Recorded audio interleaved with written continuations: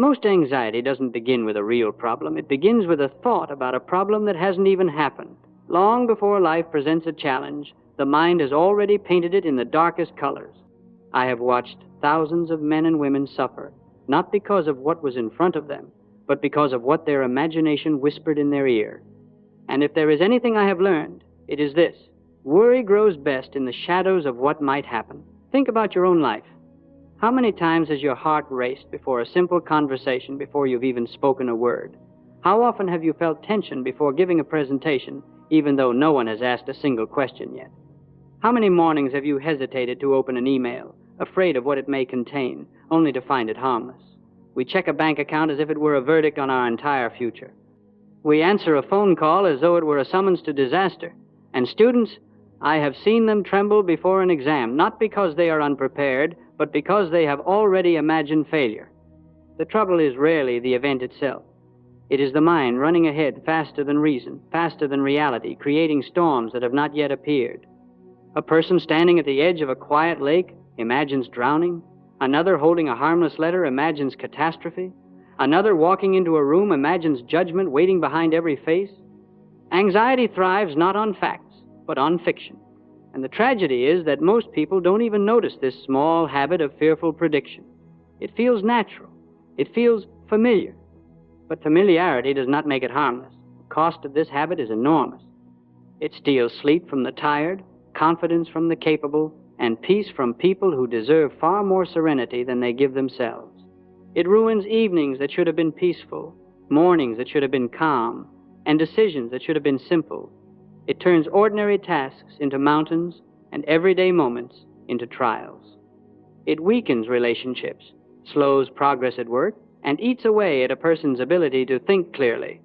A mind that keeps jumping to fear cannot stay present long enough to act with wisdom. But here is something hopeful. Anxiety does not begin with the world. It begins with a thought. And if a thought can create anxiety, another thought can stop it. Over the years, I taught my students that the mind is like a horse. If you do not guide it, it will run in the direction of its strongest impulse. If that impulse is fear, it will race toward worry. If that impulse is clarity, it will move toward peace. There is one simple mental shift, a trick thousands of my students use, that kills anxiety before it has a chance to grow. It does not require courage or experience. It does not require eliminating fear or pretending to be brave. It simply requires catching the mind in the first moment when it begins to build a mountain out of haze and turning it in a better direction. You do not have to fight anxiety once it becomes a storm. You can stop it when it is still a cloud. You may feel that anxiety has always been part of your life, that it rises before you can control it. But I promise you, you can learn to interrupt it. You can learn to quiet it. And you can learn to replace it with something stronger. Before this talk ends, you will know how to stop anxiety before it starts, before it steals your morning, before it tightens your chest, before it shapes the rest of your day. Over many years of watching men and women struggle with worry, I discovered something simple but powerful. The mind can hold only one dominant thought at a time. If you don't choose that thought, anxiety will choose it for you. The mind does not stay empty. It always reaches for something to focus on. When you leave it to wander, it grabs the most dramatic picture it can find, and that picture is often a fearful one. There is a law of human nature at work here.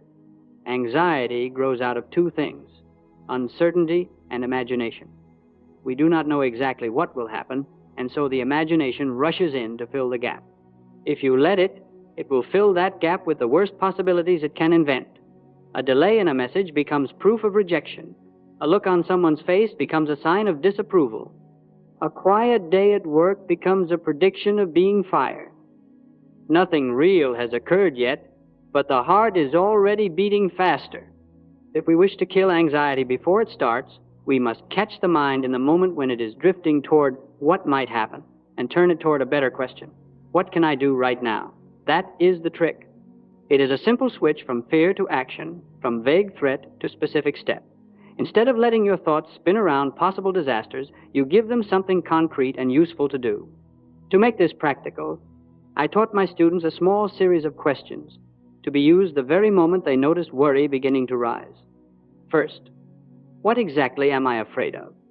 Anxiety loves to stay foggy. It hides in vagueness. The more unclear your fear is, the bigger it feels. Forcing yourself to name it begins to shrink it. Are you afraid of looking foolish? Of being late? Of failing a test? Of being misunderstood? Write it down if you can. The act of naming your fear is the first step away from its grip. Second, what is the worst that realistically could happen? I do not mean the wildest, most dramatic outcome your imagination can produce. I mean the worst that is truly likely. Will you lose your job over one imperfect meeting? Will one awkward conversation end all your relationships? Will one exam destroy your entire future? Usually, when you are honest, the worst case is uncomfortable but survivable. Seeing it clearly takes some of the mystery and much of the terror out of it. Third, what can I do right now, this minute, to improve it even a little? This is the heart of the trick. Anxiety thrives in helplessness. It dies when the mind finds a task. Perhaps you can prepare one more example for your presentation. Perhaps you can review 2 key formulas for your exam.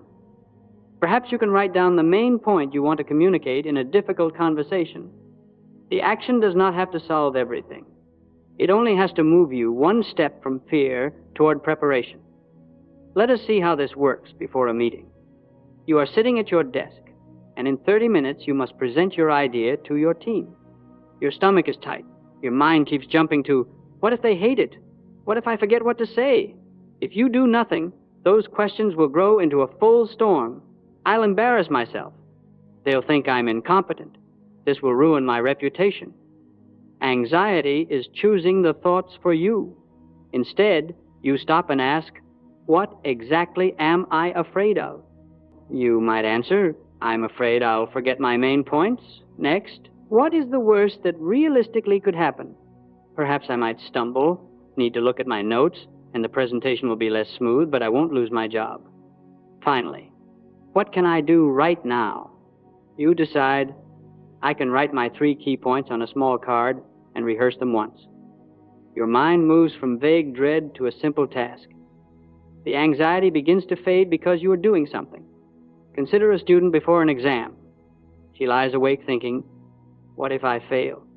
What if my mind goes blank? Those questions drag her into nightmare after nightmare. If she follows the trick, she asks, what exactly am I afraid of? Perhaps I'm afraid I won't remember the main formulas. What is the worst realistic outcome? I might get a lower grade than I want, but I can retake the subject or improve in the next exam. What can I do right now?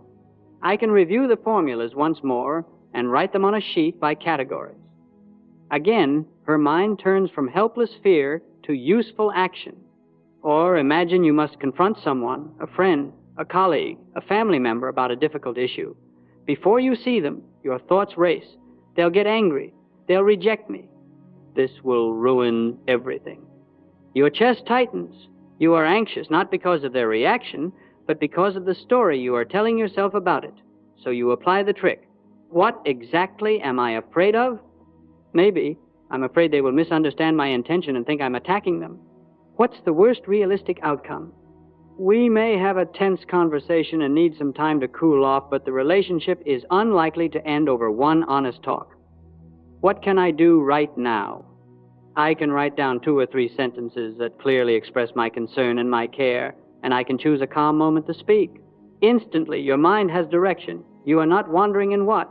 If you are walking in, here's what I'll do. From a psychological point of view, this works because the mind cannot remain in 2 states at once. It cannot be fully engaged in concrete action and fully lost in imaginary catastrophe. When you guide your thoughts into specific questions and immediate steps, you pull them out of the fog of uncertainty. Anxiety loses its fuel when the mind leaves imagination and enters action. You will still feel some nervousness. That is natural. But nervousness with a plan is very different from anxiety without one. One paralyzes you, the other prepares you. And that small difference, choosing your thought before anxiety chooses it for you, is often enough to change not only how you feel, but how you perform and how you live. Let me show you how this simple trick works in the ordinary theater of daily life. You will see the same pattern again and again. Before, the mind is lost in what might happen. After, it is anchored in what can I do now? And with that shift, anxiety begins to loosen its grip. Scene 1. At work, before a presentation, James works in an office. Tomorrow morning, he must present a new idea to his team and his manager. The night before, he sits at his kitchen table staring at his slides, but he is no longer really reading them. His thoughts are somewhere else. What if I forget everything, he thinks? What if they ask a question I can't answer? What if my manager thinks this idea is foolish? This could ruin my chances for promotion. I look unprepared. They'll never trust me with important work again. Notice how quickly his mind runs from one meeting to his entire future. His heart beats faster. His hands feel cold. He rehearses disaster after disaster in his head, and with each mental picture, his anxiety grows. Yet nothing has actually happened. The presentation has not begun. The room is empty. His suffering is coming entirely from his imagination. Now suppose James remembers the trick. He pushes his chair back, takes a breath, and asks himself, what exactly am I afraid of? He writes on a piece of paper, I'm afraid I'll forget my key points and freeze in front of everyone. Then he asks, what is the worst that realistically could happen? He answers honestly, I might stumble, need to look down at my notes, and the presentation won't be perfect. My manager might be mildly disappointed, but I will not be fired over one shaky talk. Already, the fear is less mysterious. It is still uncomfortable, but it is no longer a monster in the dark. Finally, he asks, what can I do right now, this minute, to improve it? He decides, I can put my 3 main points on a small card. I can practice saying them out loud twice without worrying about my exact wording. So he does. He writes, problem, proposed, solution, benefit. He stands up, walks around the room, and speaks those 3 points aloud. Psychologically, something important has occurred. James has shifted from helplessness to preparation. His mind is no longer chasing images of humiliation. It is focused on a simple present task. His body responds. His shoulders drop a little. His breathing steadies. He is still nervous, perhaps, but now he is nervous with a plan. People relax when they anchor themselves in action. The presentation may still bring some butterflies, but James walks into that room as a man who has done something, not as a man haunted by what might go wrong. That difference is often the difference between paralysis and performance. Scene 2, at home, before a difficult conversation. Now picture a woman named Laura. She needs to speak with her teenage son about his recent behavior, late nights, slipping grades, a new group of friends she doesn't trust. All day she carries a knot in her stomach. Every time she imagines the talk, she sees slammed doors and angry words. If I bring this up, he'll explode, she thinks. He'll say I don't understand him. He'll shut me out completely. What if I make things worse? What if I lose him? Again, notice how quickly her mind moves from one conversation to the loss of the entire relationship. Before she talks, Laura stops in the kitchen and leans on the counter. She decides to use the questions. What exactly am I afraid of, she asks herself. The answer comes. I'm afraid he'll think I'm attacking him and stop talking to me honestly. What is the worst that realistically could happen? Not the wild worst, but the honest one. She reflects. We might have a tense conversation. He might raise his voice or walk away. Things could feel uncomfortable for a day or two, but we have had disagreements before and come back together. One conversation will not erase all the love and years between us. What can I do right now to improve it? She thinks for a moment and decides, I can choose a calm time to talk, not when either of us is already upset. I can start by telling him I care about him and that I'm worried, not angry. I can prepare 1 or 2 sentences that say exactly that. So she writes, I love you, and I'm not here to attack you. I'm worried because I want the best for you. Can we talk about what's been going on? She reads it out loud once, so it feels natural in her mouth. Inside, her emotional state shifts. The conversation is still important. She may still feel some tension. But now she is guided by a plan instead of lost in predictions. She has moved from anxious forecasting to intentional preparation. When she finally sits with her son and uses those words, the talk may not be perfect. He may roll his eyes or sigh. But he hears something he did not hear in her spinning thoughts: care, clarity, and a desire to understand, not just control. The discussion, though difficult, is calmer than the disaster her imagination had created. Worry dies, step by step, when the mind feels direction. Scene 3. Alone, facing health or financial worry. Lastly, consider a man named Robert. One evening, he feels a strange pain in his chest, or perhaps he receives an unexpected bill in the mail. In either case, his mind jumps into overdrive. This is serious. What if it's something deadly? What if I can't afford this? What if this is the beginning of the end? In a matter of seconds, he has moved from one piece of news to losing his health, his savings, his home. He cannot sleep. He scrolls through alarming articles online, each one feeding his fear. Now, imagine Robert choosing a different path. He sits down, closes his eyes for a moment, and asks, "What exactly am I afraid of?" He answers, "I'm afraid this pain means a serious illness," or "I'm afraid this bill means I will drown in debt." Then, what is the worst that realistically could happen? He thinks carefully. The worst is that this could be a sign of a real problem that needs treatment, or this could mean I need to change my spending and face some hard choices. Unpleasant, yes, but not the immediate catastrophe his imagination suggested. Finally, what can I do right now? For health, maybe I can call my doctor in the morning and schedule an appointment. I can write down when the pain appeared and what I was doing. For finances, I can list my current expenses, see what can be adjusted, and call the company to ask about a payment plan. The future has not yet changed. The test results are still unknown. The bill still exists. But Robert's experience of the present has changed dramatically. He is doing something. His mind is working with the situation, not merely suffering under it. From a psychological standpoint, this is crucial. Anxiety is a feeling of being at the mercy of events you cannot control. Action, even a small one, reminds you of what you can control. A phone call, a list, a plan written on a piece of paper, these may look simple, yet they signal to your nervous system, we are not helpless, we are responding. In every one of these scenes, at work, at home, alone with private fears, the pattern is the same. Before using the trick, the person lives in what might happen. After using it, they live in what can I do now? The outer situation may not change at once, but the inner world becomes calmer, clearer, and stronger.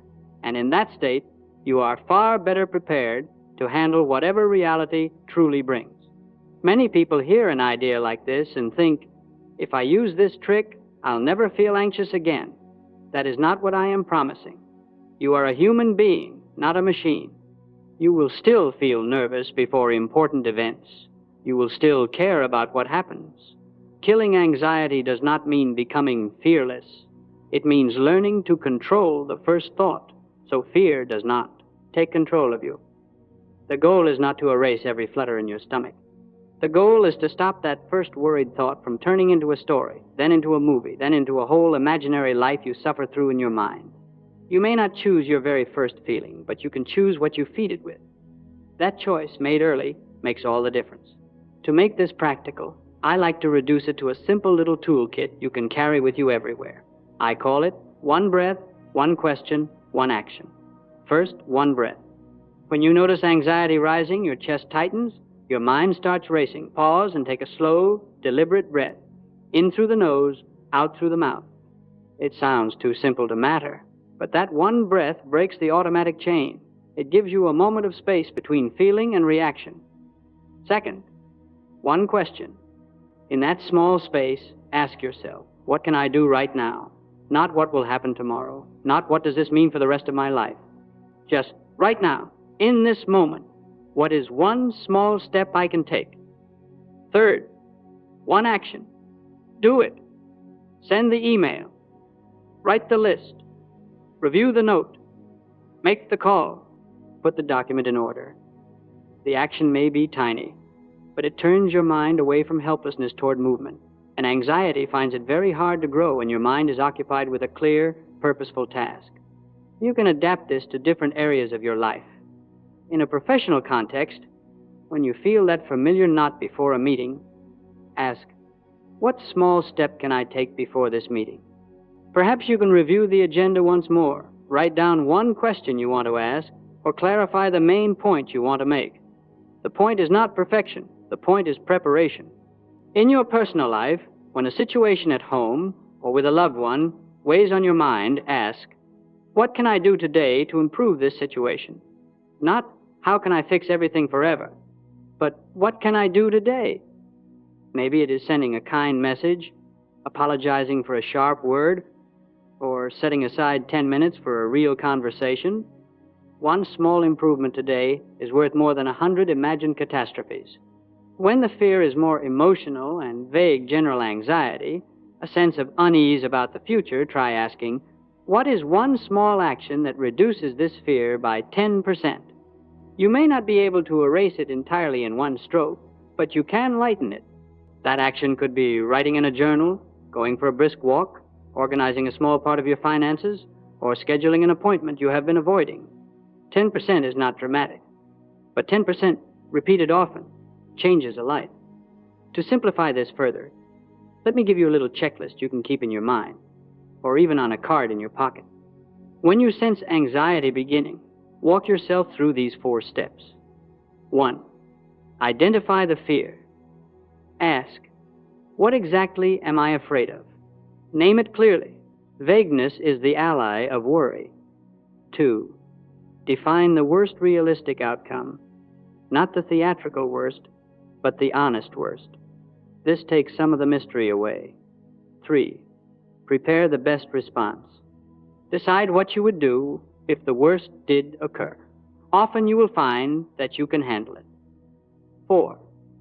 Take one small action immediately. Do something, however small, that moves you even 1 inch toward preparation or resolution. If you follow these steps, you will notice a pattern. Each time you move from fog to fact, from fantasy to plan, the anxiety loosens. It may not vanish at once, but it weakens. You are no longer a victim of your thoughts. You are a guide for them. To turn this into a true habit, I encourage you to set a simple daily challenge for yourself. For the next week, choose one moment each day when you feel anxious about anything at all, and consciously use the trick. 1 breath, 1 question, 1 action. Do not wait for a huge crisis. Use it on the small worries, a delayed message, a minor misunderstanding, a crowded schedule. Then, at the end of each day, take a minute to reflect. Ask yourself 2 questions. Where did anxiety begin today? And where could I have interrupted it sooner? This reflection is not to criticize yourself, but to train your awareness. The more often you notice the start of worry, the easier it becomes to step in early before it grows into something larger. Remember, anxiety loves passivity. It feeds on unchosen thoughts, unanswered questions, and unmade decisions. The moment you breathe, question, and act, you change the rules of the game. You are no longer a spectator of your fear. You are a participant in your own peace. Let us bring this all together. Anxiety does not begin in the world outside you. It begins in your imagination. Long before events unfold, the mind paints them in harsh colors. It rushes into, what if, and suppose that, and maybe this will be terrible. In that restless space, anxiety is born. But it does not have to grow. Anxiety dies in action. The moment you turn from what might happen to what can I do right now, you begin to cut off its supply. You move from helplessness to direction, from fog to clarity. The trick is simple, but not trivial. Catch the first fearful thought and ask, what exactly am I afraid of? What is the worst that realistically could happen, and what can I do now to improve it even a little? You are not a fearful person by nature. You are a person who has simply allowed the mind to run ahead without guidance. That can change. You can become someone who takes action before anxiety takes control. Someone who feels the first stirrings of worry and answers them, not with panic, but with a calm question and a small, steady step. If you wish to adopt a new identity, let it be this: I choose action over anxiety. When a worry appears, you do not feed it with more frightening pictures. You feed it with a plan. You choose a thought that serves you instead of one that punishes you. To help you live this out, you may find it useful to repeat a few simple affirmations quietly, perhaps in the morning or whenever your mind begins to wander into fear. My mind follows the thought I choose. You are not at the mercy of every image your imagination produces. You can pick the thought that leads you forward. I focus on what I can do now, not on the next year, not on every possible outcome, on the next step in front of you, today.